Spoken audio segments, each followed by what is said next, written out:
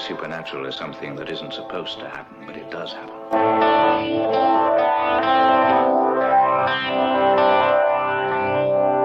And no nation which expects to be the leader of other nations can expect to stay behind in this race for space.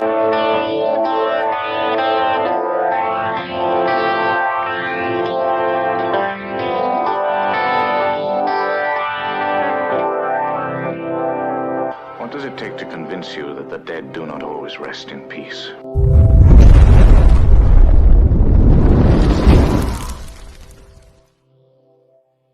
Episode has been brought to you by Brott's Beard Care, premium beard oil made right here in Central Florida by Kelly Brott himself. Check out our signature blend 3B. Go there, use promo code 3Beards with a capital B, and you're going to save 20% off your entire order. And at this time, welcome back, Gary Wayne. We had you here for the first time to basically lay down the groundwork for Genesis 6 conspiracy. It's this how secret societies and the descendants of the giants plan to enslave humankind.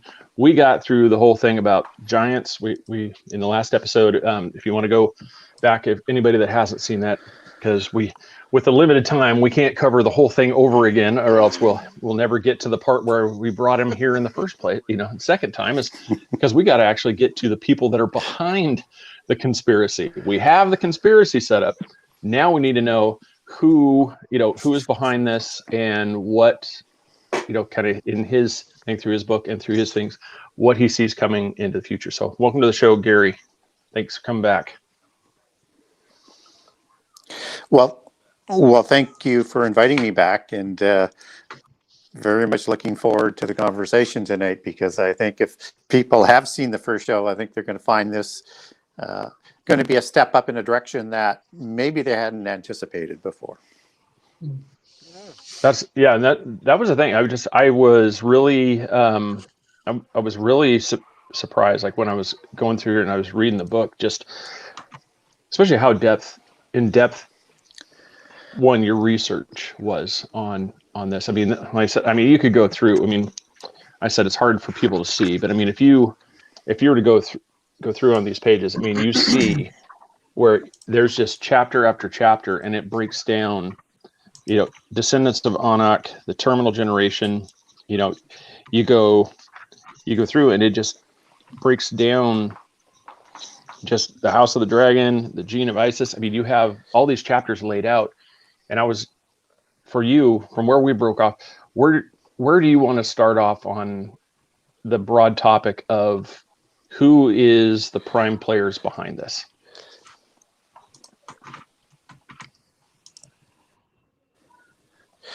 Yeah, and I think that's, as I was saying, actual extension from where we left off. So I think most people probably understand, no matter what sort of belief system you come from, whether or not you're secular, polytheist, monotheist, whichever religion, that giants sort of permeate ancient history and mythology and legends, and typically they're going to come from, in most categories, from the gods or from the fallen angels, and in the alien mythos, probably from the aliens, of course, that comes. So there's this sort of broad sort of understanding in terms of, okay, these giants there, we know they're probably created or foreign or an offspring, but what else is there to that is important for us to know today, other than, how tall were they and what did they,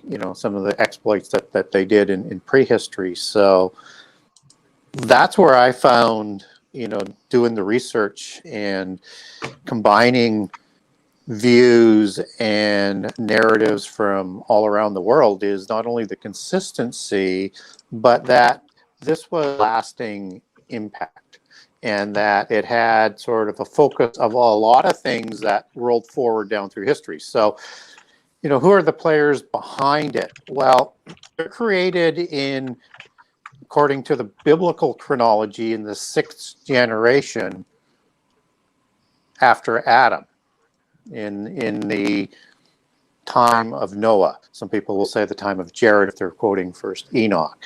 In other accounts, you have giants that might even be showing up sooner than that. But however, whatever your time frame for that is they show up before this great cataclysm that's recorded on all continents and all cultures all around the earth. And they are a product of some beings that are behind the scenes, and they do the procreating. But that's just sort of the tip of what's going on. You have emergence of a nexus point of another lineage of human beings that are have established through one of their patriarchs, Enoch, son of Cain, this Enochian sun cult, bull-worshipping polytheism that develops the knowledge attained from Adam and Cain, and then merges with the knowledge of these gods or fallen angels in the 6th generation. At the same time, you have the creation of the giants.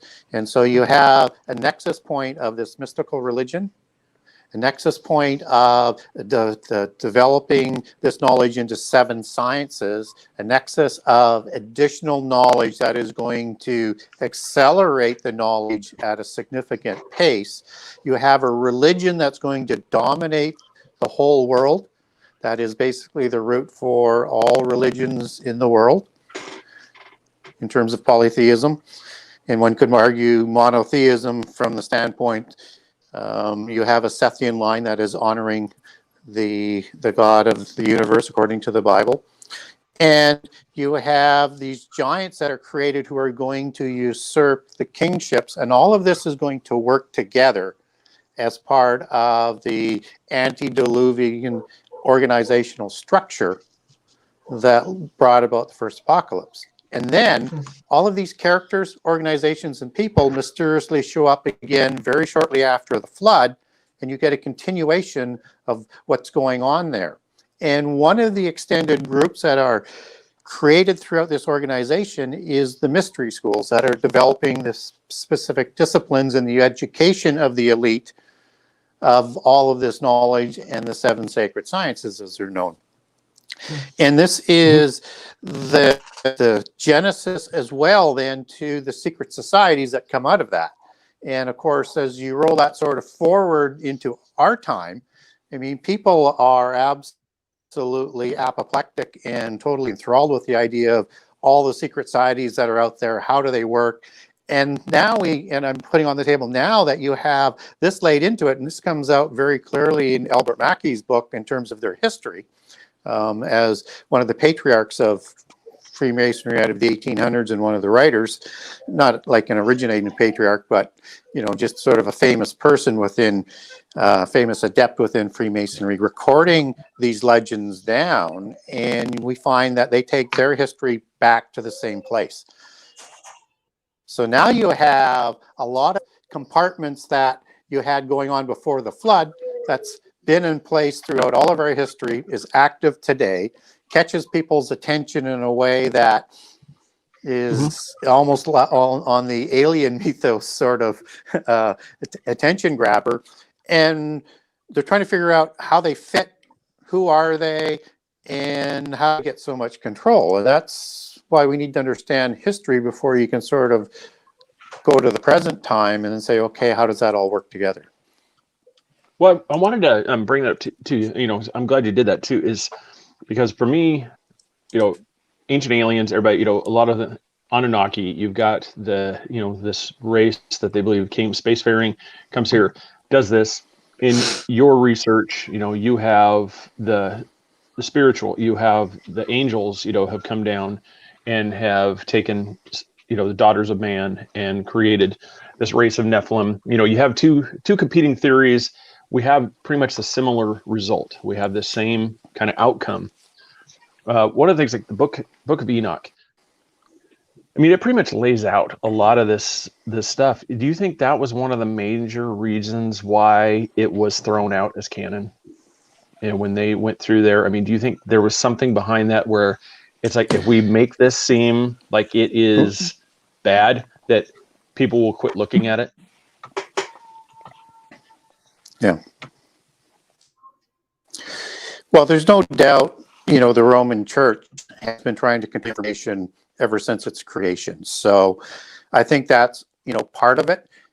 And that there's very, very little knowledge provided in the book of Genesis about that time. Whereas the book of Enoch, as we understand it today, with the Aramaic or the Ge'ez version as they've come down, is, a fairly large book that has a ton of information that runs 99% consistent with what the Bible says and gives you that expanded information. So I think that's part of the reason why they would have left it out, because there are a whole bunch of different things in there that, you wouldn't want to address, because if you understand that the elite class, the nobility class, the priest class, the ruling class, the educated class, were all of the descendants of these giants both before and after the flood, and the poor was the average human, you probably wouldn't want to get your people in the church, in the Roman Church, all riled up against you, right? I mean, because you would be said, well, aren't you part of the black nobility? Aren't you part of the elite educated class? I mean, so you're wanting to disperse information in a way that still allows you to have control. The other reason, though, to keep in mind, and this may be a secondary reason, but it probably would have something to do with it, you only get Aramaic and Ge'ez, or the copy that was discovered in Ethiopia, which is a little bit longer than the Aramaic version, as sort of surviving copies, which both go back to Greek. What you don't have is a full manuscript. You only get some fragments of the Hebrew. So you can't take it back and test its veracity against the original Hebrew. So I think that was the convenient excuse to say, let's control the information and let's not put something out there that people are going to be reading and or asking questions and continually sort of challenging us back as who we are and what makes you worthy of sort of leading the flock. So Okay, turns, yeah, they that's- left yeah. that stuff out. So in turns, they left that stuff out to hold down confusion amongst the people. Am I correct? Well, it did. I mean, just think about it. They left the language of the Bible and the spoken word within the Roman Church until the 60s in Latin. They weren't trying to get the information all out there. They were trying to control the information down through the years. So, yeah, I think that's exactly what they're trying to do, is because, as I said, a little bit of information is dangerous, right? That's kind of where I think that saying has a lot of its roots into. I could be wrong, but I think that's where it probably came from.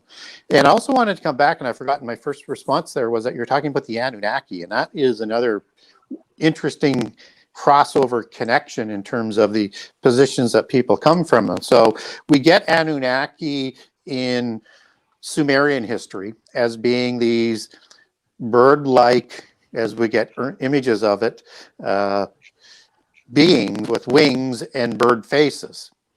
And what's interesting about that is there are, if when you go into, let's say, Hinduism, you have the Nagas, which are the serpent face, would be equivalent to the seraphim angels or the plumed serpent out of the Quiché Maya and South America in terms of those gods. You also get in Hinduism these eagle gods, or gods in Hinduism, that are the enemies of the Nagas. And so you get these bird-faced angels, as I would call them, and they would call them gods, and they show up in Sumeria. These are the Anunnaki. These were the Anunnaki of heaven, and then you have, depending on which word you want to use, the Anunnaki of the earth, or the Igigi, or the Igigi, depending on how you want to pronounce that, or Igigi. I've heard it pronounced all different ways, as the sort of earthborn offspring. So you've got the same story with the bird-like angels. And what's also interesting about that, in Southeast Asia, you also get a set of beings called the Tengu gods, whether it's in China or it's in Malaysia or it's in Japan, and they produce offspring with human females as well, a warrior ruling class and a priest class that looks just like them. So these are giants with these bird faces that is another sort of tradition of these giants. And what's really interesting about if you go back to the alien mythos is the Anunnaki are said to be the aliens that are talking to the governments. And I just find that, okay, it all really depends on how you want to define who those beings were back in ancient history, but they're all talking about the same beings. Yeah, and that's exactly it. And that's why I wanted to get with you on that, because that's what I was noticing. It's always been that thing. It's like, you have two different warring camps, that they're going, well, no, that mine's right. And I'm like, well, have you guys noticed that you guys are saying the same thing? I go, like, what Gary's talking about, with this thing and what you guys are talking about, you basically you're both sides of the same coin. I mean, it isn't like at this point, I think some of these camps, I wish they would come together and realize how much they have in common and then pool their efforts. And we can actually start, come out with some things and force, mainstream to actually start accepting that there is a good possibility that some of this happened.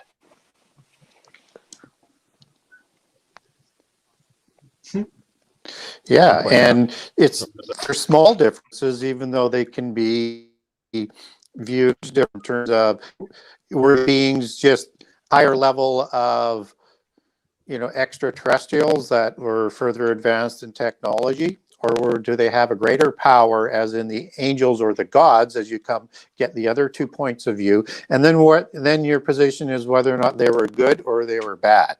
So those aren't really a whole lot of different distinctions in terms of telling the same story, but they are in terms of where your belief system comes from. So it's important to understand that they are here today, seemingly adding knowledge and communication. And if they're doing what they did the first time they were here and provided all of this extraordinary knowledge, as in manifested, let's say, in cities, let's say like Machu Picchu or the pyramids or all of these underground cities around the world, wherever you want to go, to have built things that we can't build today. That means their technology would have been further advanced than what we have right now, although we may be catching up, and maybe that's the point, that they're trying to catch us back up to this point of where they really want to take us in the future, because this seems to be a recurring sort of theme that has happened before the flood, seemed to again happen shortly after flood. There's been a lot of people in terms of countries or kings and the mystery religion that goes with it that have been trying to establish a world government sort of in the same theme as the Atlantean world government, which was thought to be in the mythos of Atlantis to be the greatest civilization of the antediluvian world with great knowledge, and had this mystical religion, which is pretty much equivalent when you get into the details of it as what Enochian mysticism from the son of Cain would have looked like, including astrology and the good magical arts and the bad magical arts. So it seems to be very, very consistent. This seems to be the same religion that was all over the world, just different vernacular names for the same gods and different sort of vernacular rituals. And you have a movement today that is trying to seemingly consolidate all religions back under one umbrella again. And it's from two different sort of perspectives. You've got a movement that's going on within Christian churches that are reaching into the polytheist religions. And then you've got the polytheist religions, let's say like the Gnostics, which I'm sure some of you guys are familiar with, are trying to arrange or reassemble all the religions as being the same religion that it was in ancient times. And you see this all happening in our generation. Now, kind of like I said, we got to get to the people involved in this thing. But one of the questions I didn't ask you last time, do you think this centered around the story of the Tower of Babel? Do you think this had an initial thing, because in the story, all of humanity is in this central location. We're building this tower because we want to get back to the gods. We want to build this tower so we can show that we are just as powerful, just as brilliant, because we can build this giant tower. Well, then there's a scattering, and you see this thing. Do you think this was at that point where the bloodlines started to get spread out, and these families and stuff kind of broke off into these different locations. Could that be a possible starting point around the Tower of Babel? It's connected, but I don't really look at that as sort of the starting point. I think it's a very, very important point in history. So one of the first questions is, where does the knowledge come from to build Babel City and Babel Tower? Right? And how does Nimrod somehow become a Gibborim?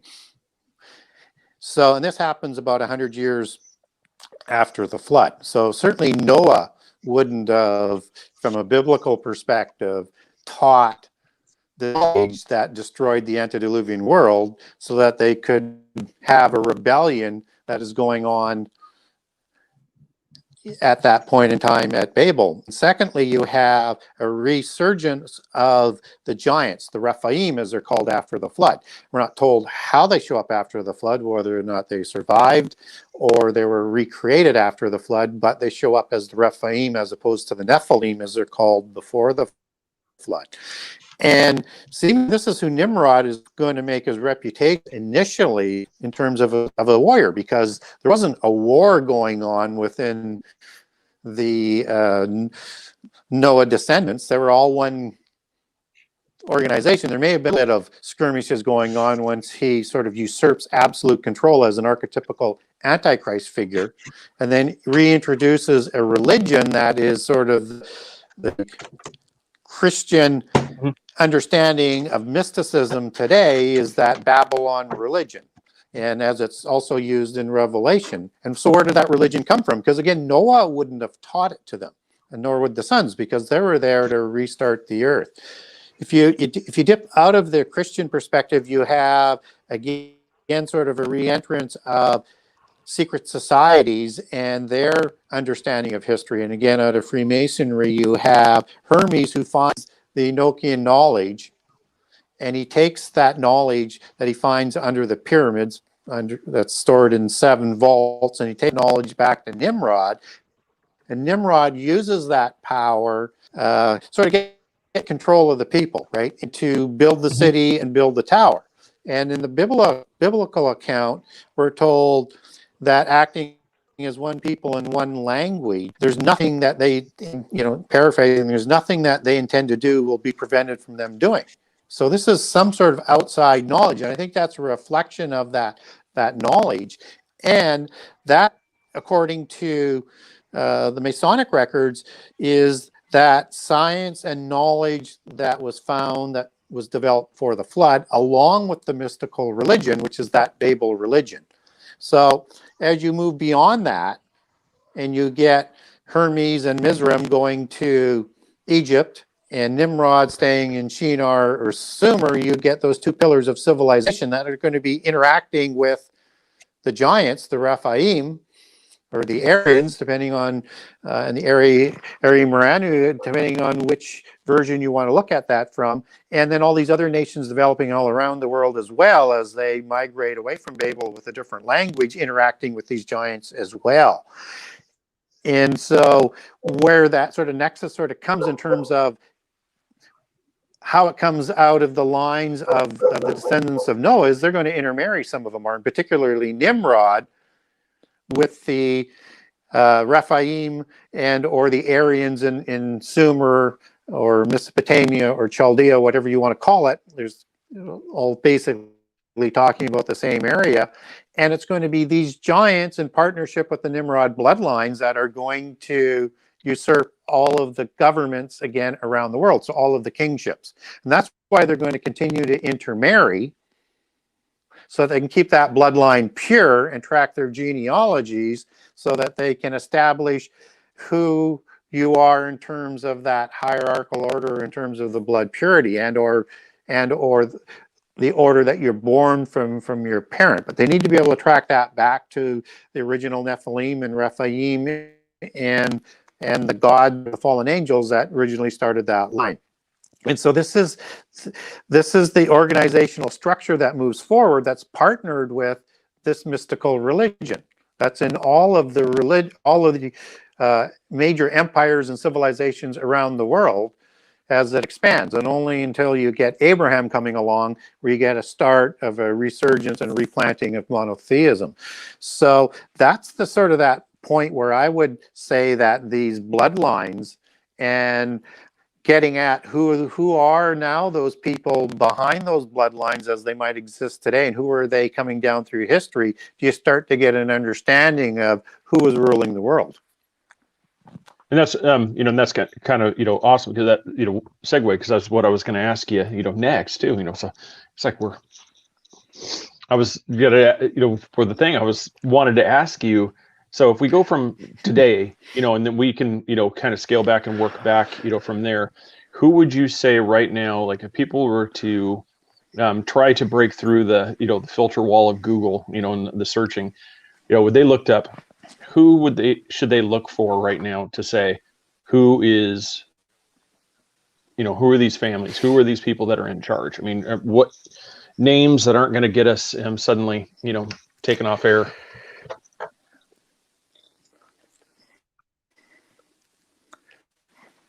Any froze up? Yeah, and they're not No, obviously families that are as well known as one might think, right? Mm-hmm, yeah. So when you do hear of families, that's like families like the Rothschilds control the banking.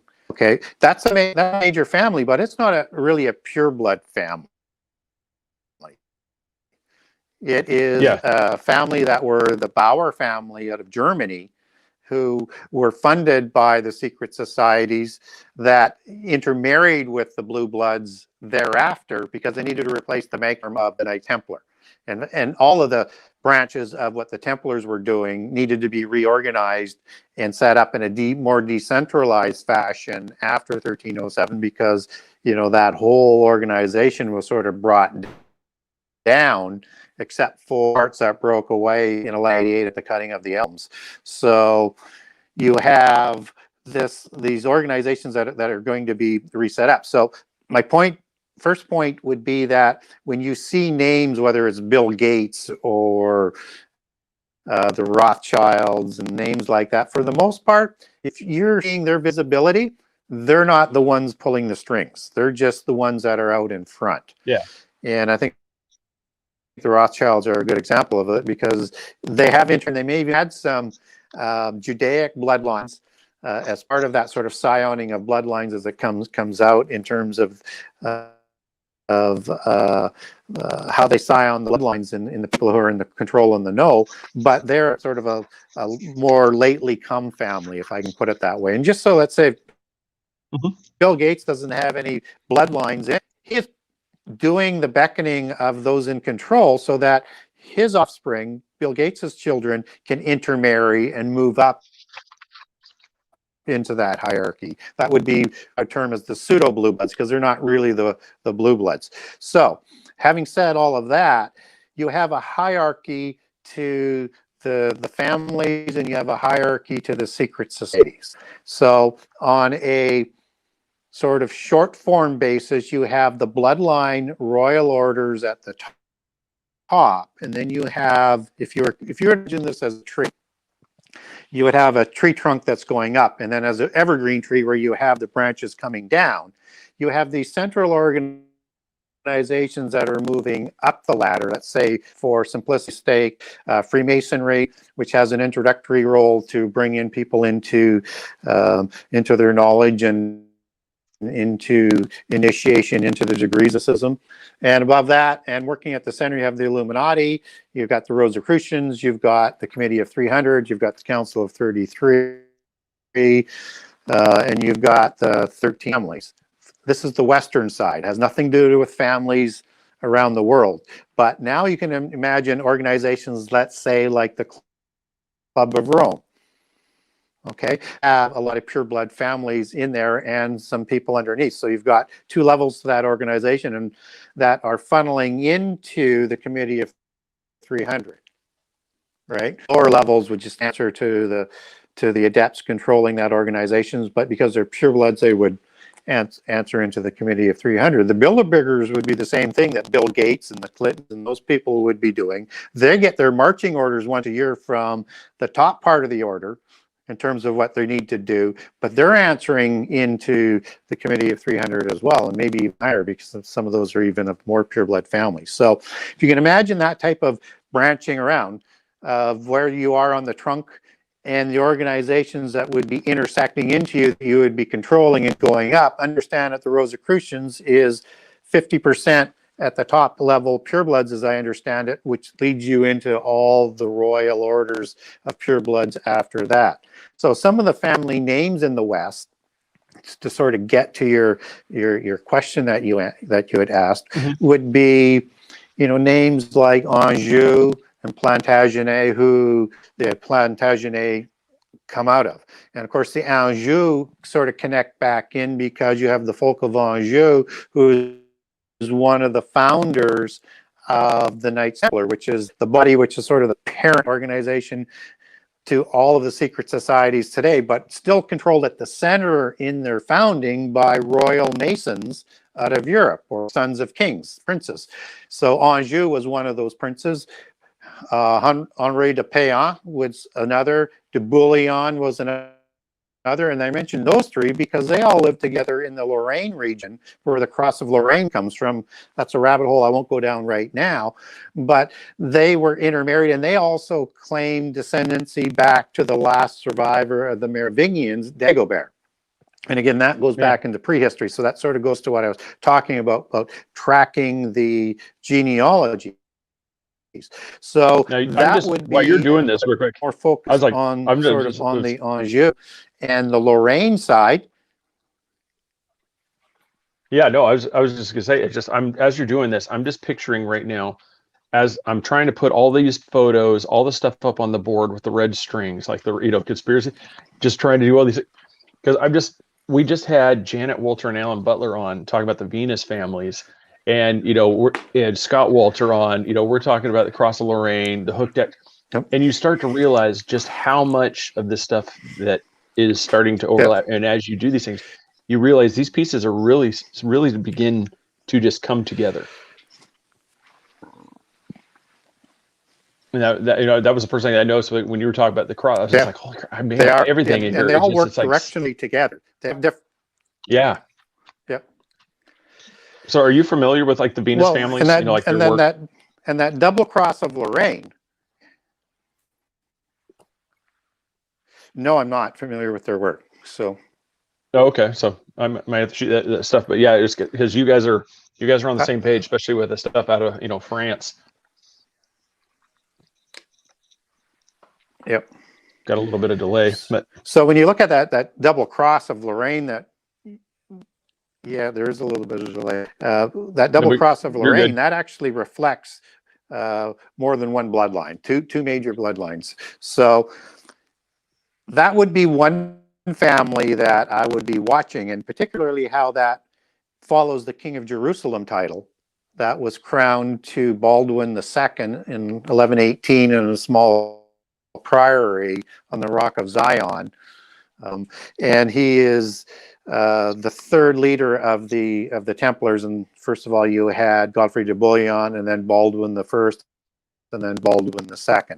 They're all bloodlines, and he receives the King of Jerusalem title, which is the title that they're claiming through that scioning of Judaic bloodlines that I mentioned a little bit earlier. The princes of Zion, the elders of Zion that come out of Israel after the dispersion of the Jewish people in 70 with the Roman diaspora. And these are the royal bloodlines that go back to the Davidic family and to King Saul. And what's important about that is that in the Exodus, Joshua awarded Jerusalem to the Benjamites. And so that's part of the scioning of their bloodlines, that they're claiming the King of Jerusalem title. And that King of Jerusalem title and that Lorraine family name that comes out of the Anjou and the Lorraine region intermarries with the Habsburg family. Wow. Right? The Habsburg Lorraine dynasty.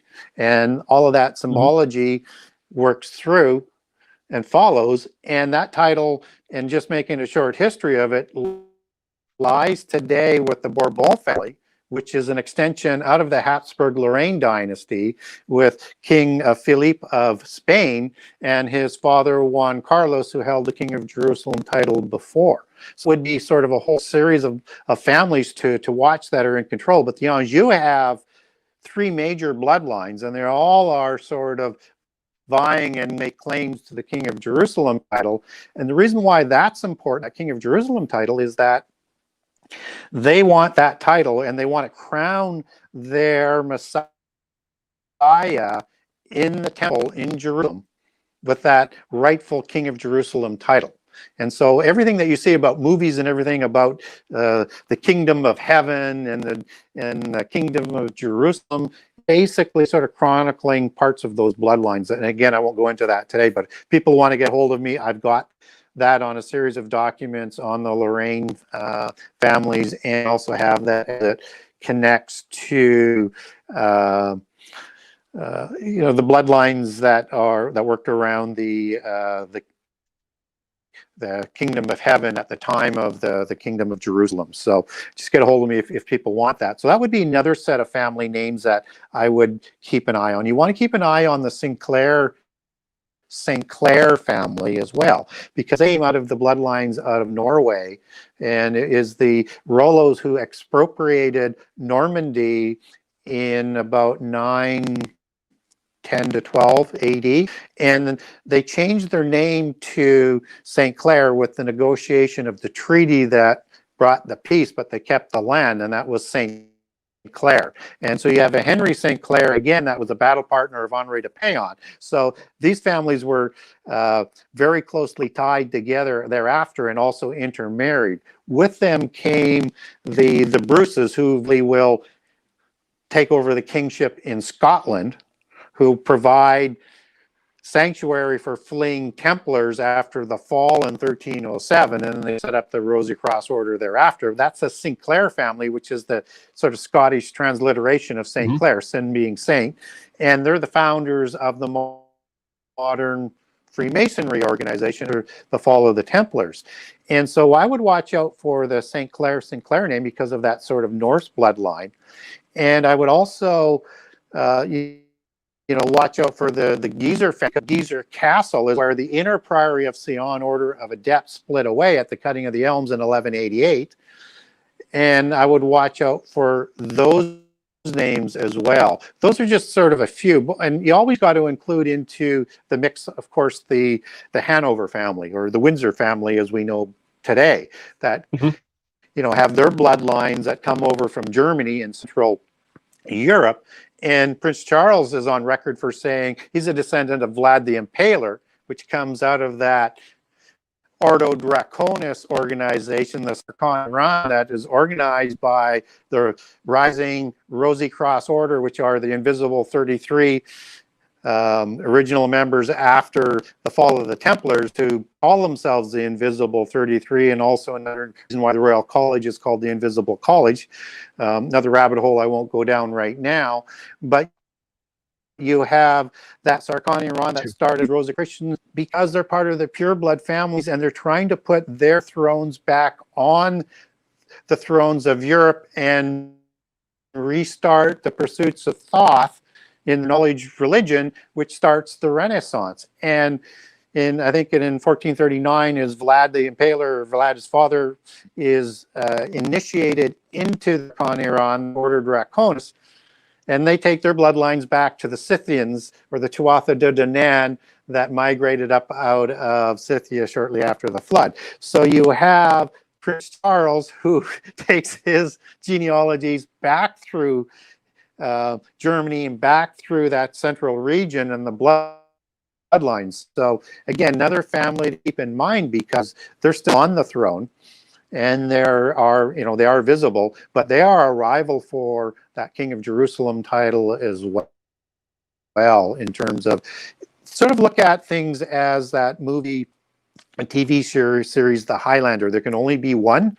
You have all of these bloodlines, but at the end, when you have the one false messiah, as they would call it, their messiah, come set up, there can only be one family dynasty going forward, right?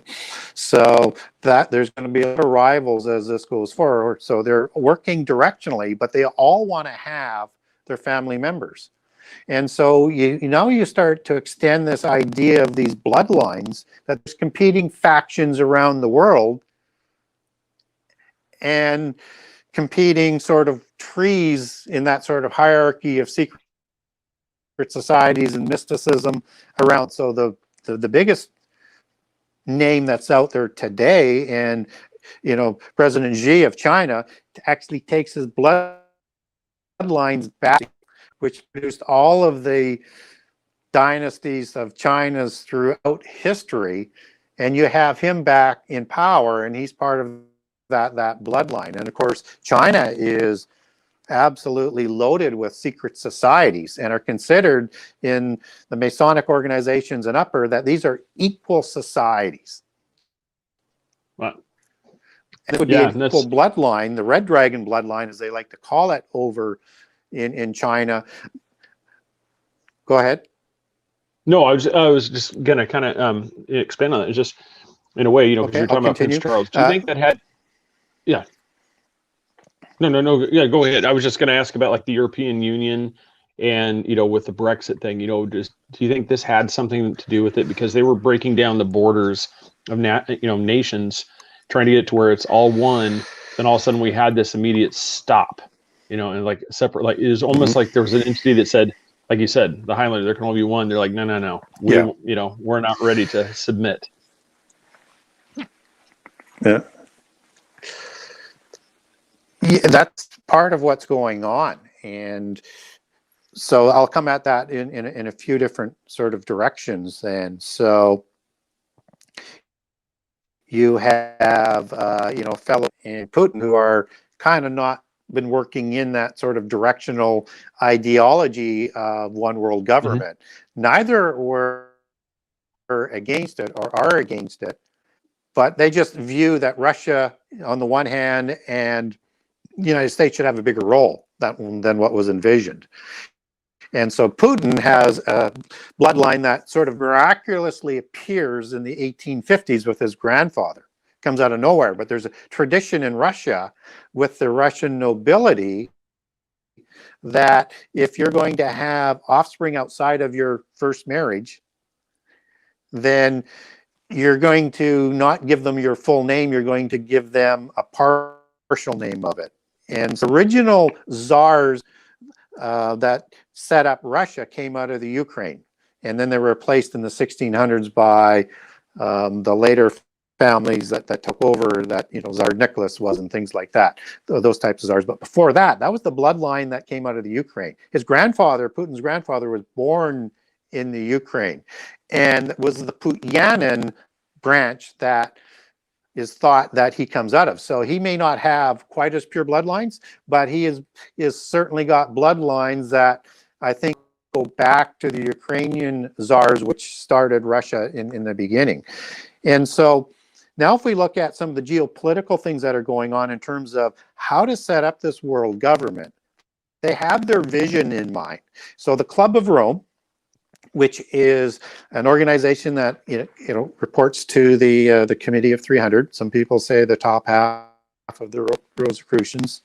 I can't say which, but because I don't know for sure. I do know they report up, and that's the two general conclusions from the research that I've done. And we also have in Canada, when it was the organization was set up, Pierre Trudeau, who, when I was growing up on TV on CBC News, they would show him going into a Club of Rome meeting.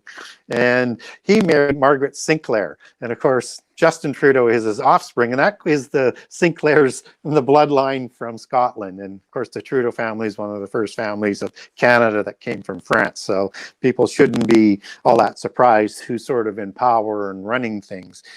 But where I was going with this was that the Club of Rome set up in either in the late 60s and certainly announced in the 70s in terms of inside, and what their plan was is to set up 10 groups of nations, 10 worldwide sort of empires, 10 of them, trading blocks, spheres of influence, whatever you want to call them, that they've been trying to assemble ever since. And that's why you've had the trading blocks that were forming. That's why you had formed the EEC. I think the EEC was always destined to split because Germany was always going to dominate one, and either France and England were going to dominate another. And I'm not sure where England's going to end up yet, but that you can Google a map that the Club of Rome originally sort of put out, and it looks strangely familiar to how those trading blocks were going to be set up. I'm not convinced that that's exactly how it's going to be set, but that's directionally what they want to do. So within those 10 groups of nations, everybody is going to be vying for a larger position, and that's what we're seeing right now. And that bit of the infighting, it'll settle out. Because we know, just as there was 10 nations in Atlantis as part of their empire that was called the helm of world government, even though it didn't quite succeed back then, this is the new Atlantis that Bacon imagined that was going to be this new age of Aquarius, sort of mixing metaphors and mythologies together. But he had imagined this a new Atlantis as being that world government that had 10 kings. And that's what you have in Daniel 7. That's what you have in Daniel 8. That's what you have in Revelation 13 and Revelation 17. Those are the 10 horns that are prophesied for that world government that are going to have as partner that mystical Babel religion that we talked about earlier on. I found that map there for you, so I put that up there, and it shows that was one of them. There you go. They call the 10 kingdoms. Yep.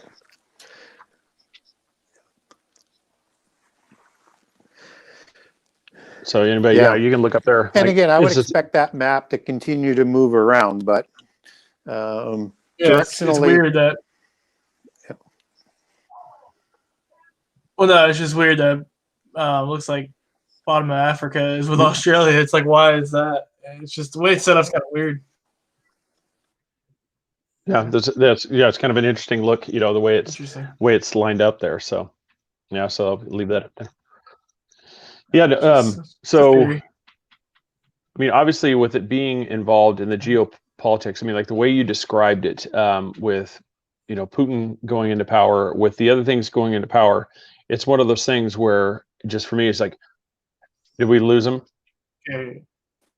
He's come back in. Yeah, he's coming in now. There's two. There's two Gary wins. All right, can you hear us okay right now? I was like, I can. I got kicked out for some reason. Maybe I said something wrong. No. So what I was just asking is because I left the map up there. So you were discussing about Putin and coming into power. So especially with the geopolitics side of it. So a lot of people. I mean, it's almost like the voting choice that most people have throughout the world is basically it's a way of appeasing a mass to thinking they have a choice when in fact it looks like this is something that has been predetermined outcomes across the board. Yeah, and I think to a large extent that although sometimes people do get elected that maybe weren't who the secret societies and the bloodlines wanted put in power. But anytime you have something that isn't totalitarian control, you're going to have things that don't always go quite your way. And I think that's one of the reasons why we're going to migrate away from democracy as we know it today, and probably a little bit more in the format that they'll continue to offer democracy, but with sort of voting as what you would have in terms of China or Russia today, sort of that national socialism as okay, you can voting for people within the party for the most part. But in the past, you'd be correct to say that, I think the classic example, and one of the ones that I put in my book would be Clinton and or Bush and Gore, I'm sorry, after the Clinton regime. I mean, both, are pseudo blue bloods, family members come out of secret societies. Both were Skull and Bones, which is sort of a recruiting, blue blood organization for the Illuminati. So you have both of them that are, and people wonder why there wasn't a whole lot of difference between the policy of Bush and what Gore was offering. Maybe a couple different ways of sort of getting there, but they're all basically going in the same direction. And so either way, to have their candidate. Yep. Did you drop him off? Or did he drop off? Anyway, yeah, so we'll keep going. He just disappeared. He's talking too much truth here, because I was just going to say, because like I mean, it makes sense, because here you have politicians that come in, and you've got, I mean, you can't just suddenly say, I'm going to do this legislation, and you suddenly have a 5,000 or 6,000 page written bill ready to sign. There's got to be someone behind the scenes that has these things ready to roll, and this is going to be my time, and here it is. Because when you have this legislation that comes out and you've got all this, it's like, how could this be done like that? I mean, you can't manufacture 5,000 pages. He didn't have time to write that. They wrote it and said, "This is what you're going to say. Here goes the thing, and let's go there." Yeah, Gary, I don't know if what's in 5,000. Yeah, it's like you see some of those legislations. It's like the way you're talking about it. It's how you see these things that come out to vote on. Nobody that was sponsoring this bill had time to write a 6,000 page document. No. I mean, look how long it took you to write this. Yeah. And you can't tell me that you bought, you got something that's 12 stack reams of paper tall, and you did that in a week after you decided, like, hey, this is what I've come up with. Yeah, those policies and legislations are all pre-written and ready to go for their agenda. They may have to omnibus a lot of some of those proposals and legislation like they did in this last omnibus bills. I think there was 60 of them that went into the COVID legislation, and so you don't have 60 pieces of legislation already that are put in if it wasn't ready to go. Yeah. So yeah, I mean, it's all sort of orchestrated that way. Absolutely. So no, yeah. So we got a little sidetracked there with the NSA trying to take you out, because you're revealing too much that you're not supposed to be. So so we kind of keep on track there. So is there, I mean, because obviously, I mean, if we knew the answer, there wouldn't be really much of a, there wouldn't really be much of a secret if we already knew the answer. But how do people try to pull back control from these groups? I mean, because with them being a secret society, we don't know if it's nefarious. We don't know if what the system we're under right now is the nefarious thing. And these groups are trying to get us back to something that would be more, of a better system. Or, like I said, that's where do you think this is? Do you think this is something that should be embraced, or do you think this is something that should be worried about? Well, I think we should be worried about it and taking control for as long as we may have the ability to exercise control. We need to understand that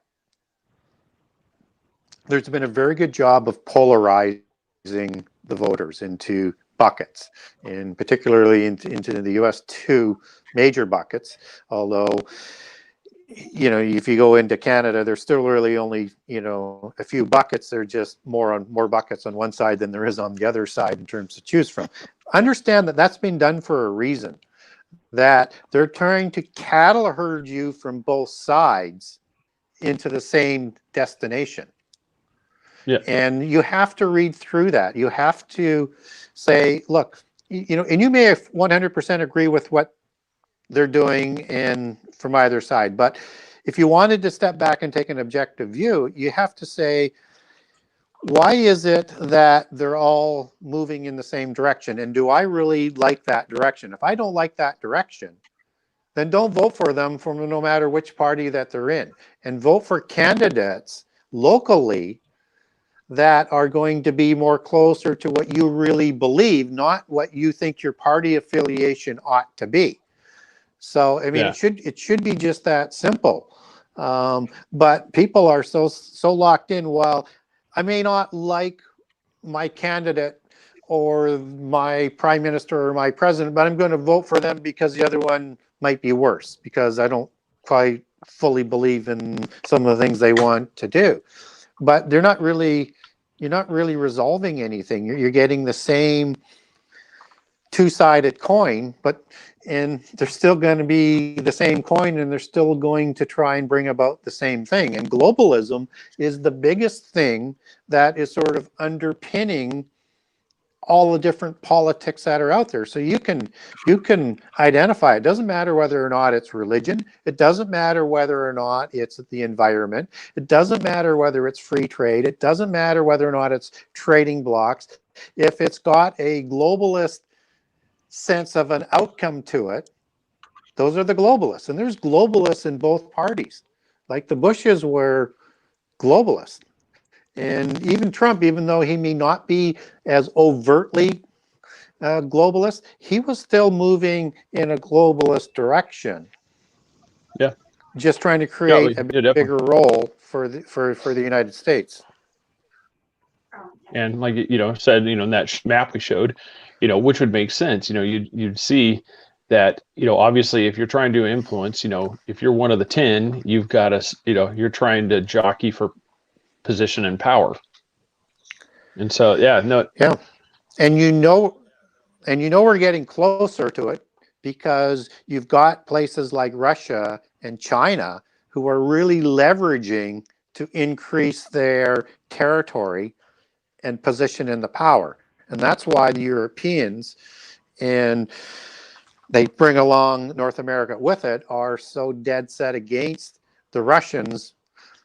And you'll see that light being shone on the Chinese, because they're absolutely on the move right now, and you can't ignore what they're doing. But the Russians and the Chinese, and I would expect other groups of nations out there, don't envision the outcome to be what the European bloodlines would like to overlay onto the whole world. I might be wrong here. I don't pay enough attention to the news, apparently. What is Russia and China doing? I'm missing something big, apparently. Well, if you look at what Russia was doing, they were expanding to get more territory. So when Obama was in power, he actually expanded and consolidated, power into the Ukraine. He's not going to stop until he's got control of all of the Ukraine and the Baltic states, particularly the Ukraine, because of the bloodlines that he probably truly believes that he has, going back to the Putin of the Ukraine.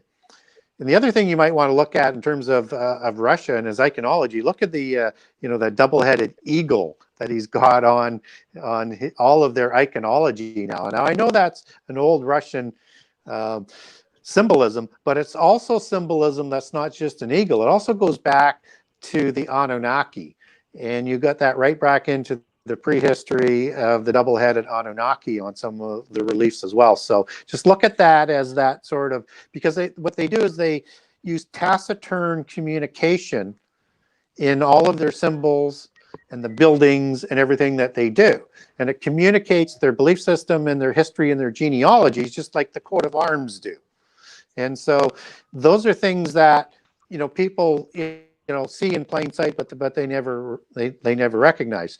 Now, what China is doing is they basically have gotten control of that whole China Sea area, and now are starting to threaten in on the area of Taiwan. They basically have reneged on their deal on Hong Kong. They're moving sort of steadily and slowly, because they do play a little bit of a longer game, but they really want to have a very large consolidated Chinese empire. And all of the pieces that were taken away, just as Putin is basically doing the same thing. I want to have all the pieces that were taken away from the Soviet empire, right? And put that all together, because that's sort of that rightful piece of territory that I should have. And that includes full ports and access to the Mediterranean. Yeah, it's which and it's one of those. That's a lot of people when the whole thing with Crimea occurred. That was one of the little things they always did under guys this, but that was the critical piece. Is you have a major access point by the reacquisition of Crimea into the Russian Federation. Yep.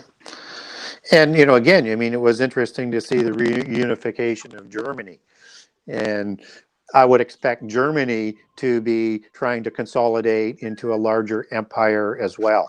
So I think you're going to have a central country that's driving these empires that are going to have all of their sort of secondary states that's enclosed around them. So I think you should be looking for more of that. And as you do that, there's going to be more wars.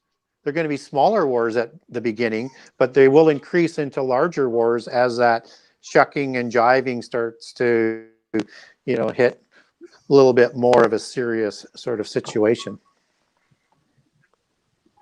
Yeah, and it's one of those, just as things are. I think everybody, we've talked about it in a few shows, where just everybody just has this feeling, something's coming, something's changing, you feel something is out there, and that it's one of those. And when you said that I think you're going to start seeing stuff, I go, that kind of plays in, I think, a little bit to the feeling that something's in play. It doesn't necessarily feel evil, doesn't necessarily feel ominous, but something is in motion. Well, every show, he's saying something's in motion.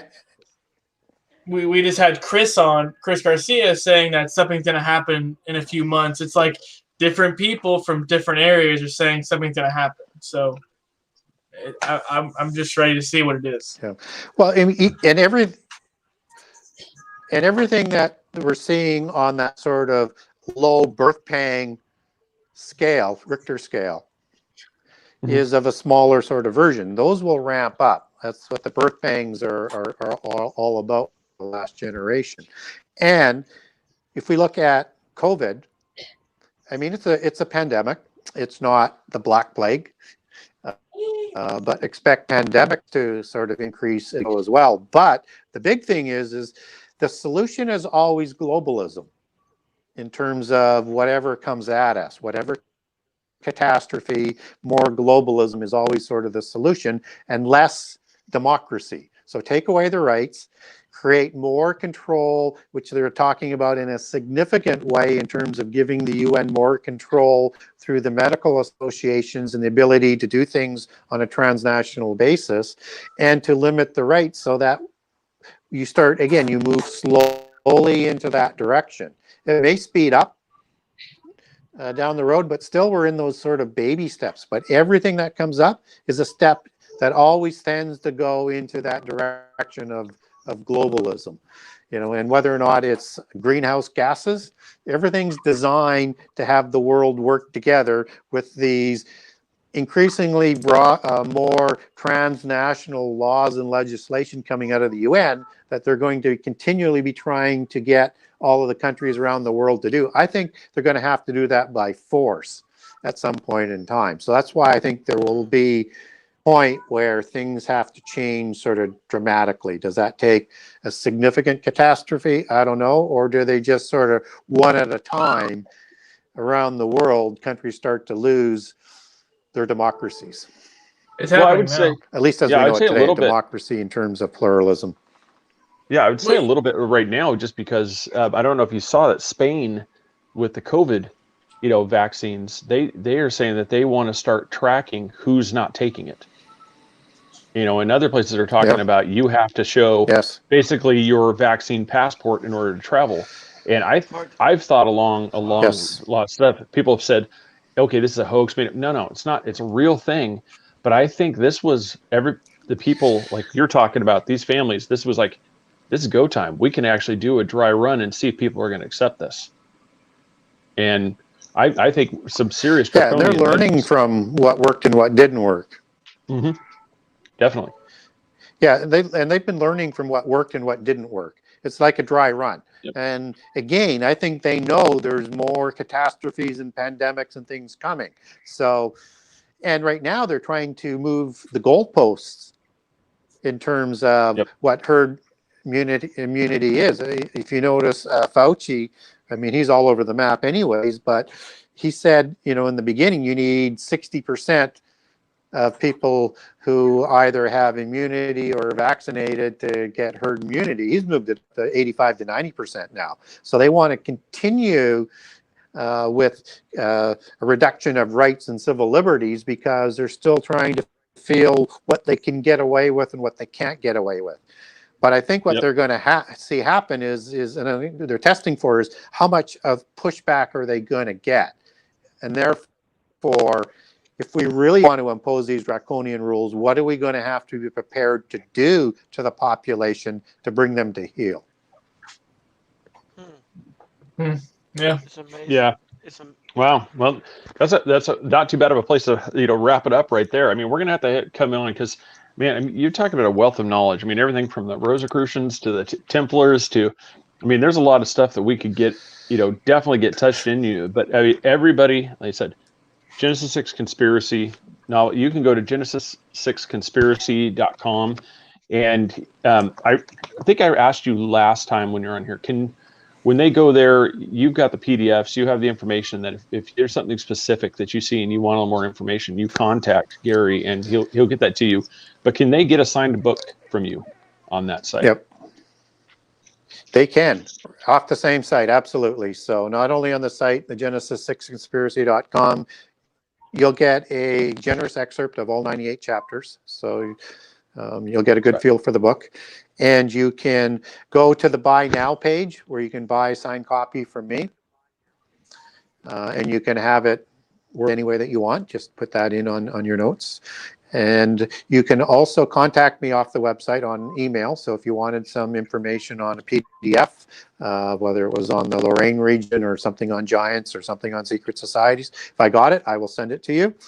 And just have to ask for it by name. And you can also on the website link over to the Kindle version for the digital copy, or to barnesandnoble.com, to amazon.ca, amazon.com. So lots of ways to buy the book off the website. And everybody, he put a lot of time and effort into this book. I mean, when he was talking about how much he edited out of it, it was kind of amazing. It was one of those. It's like, oh God, I mean, just even this thing. I mean, just as you go. I mean, it is just these aren't blank. Like just there's not much. I mean, this thing is packed full. I mean, of information. Everything's referenced. I mean, I really enjoyed it, and I can't thank you enough for coming back on and helping at least finish this thing. But then you've definitely set it up to where I need to have you back on to talk about a few more of these threads and rabbit holes that you were careful to jump over and not trip into. Because those ones will definitely yes, otherwise I'd be doing that themselves. Yeah. So Gary, absolutely. I want to wish you. Thank you for having me. Yeah, I want to wish you a happy New Year. Just Happy New Year. We're all keeping our fingers crossed that 2021 is better and it's not literally 2021. So let's pray. So so thank you so much. Appreciate it. Have a great evening, everybody. Please go to genesis6conspiracy.com. Support him. Buy that book, and everyone, Joey Medea was mentioned in here. Excellent information. He wanted to thank you for taking the time to provide it, because we get really good response every time you're on here. I don't know how you keep it all right here. I have to write notes. So, I mean, I don't know. I'm impressed every time I talk with you. It's just how much you can just flow. So, well, thank you, sir. Take care. We will definitely be in touch and try to get you on again. Part 3. Terrific. Thank you. And everybody have a happy New Year as well. Thank you, sir. All right. This episode was brought to you by Broad's Beard Care, premium beard oil made right here in Central Florida. Use promo code 3Beards with a capital B. As you can see, we all have bottles. I'm better than you two. I have 2. I got one here and one in my bathroom. Okay. It's the gentleman. Yeah. I'm the only one that has the gentleman. Hey, Since we're having a beard oil off here, I've got these two plus the other two in the bathrooms. Well, I got this one, right? I got this one and got two. 5. I know. I got that So- and the wax. What do you call it? The beard balm. So Beard balm. Yeah. So go there. Nanny Cakes, Yes, new Kelly's Nancy wax. Burke. I know. okay, gentlemen. I know it's one of those. I got all the flavors and I got Kelly's wax. I got it all. Oh, my beard. Yeah. Oh my God. Love you, Kelly. Yeah. So Nanny Cakes 407 on Facebook. Yep. Joe, he's got a bottle too. I said, Dan Dukes grew that beard back, so now he can reapply. But yeah, go to Nanny Cakes 407, Nancy Burke. You give her a phone call at 407-923-2898. Central Florida area. She's going to give you a hookup on the cake. By mentioning us, you're going to get 15% off that cake, which is fantastic. 3beardspodcast.com. Go to patreon.com, become a beardo. And just like us, we might even figure out a way to get you an honorary beard, shipped out, by doing that. Then check us out on the socials, like, share, follow. Appreciate everybody watching. Stay tuned. We're going to have a paranormal episode coming up here in a little bit on the reset. So everybody have a great night. Thanks for watching. Happy New Year. Happy New Year. Happy New Year.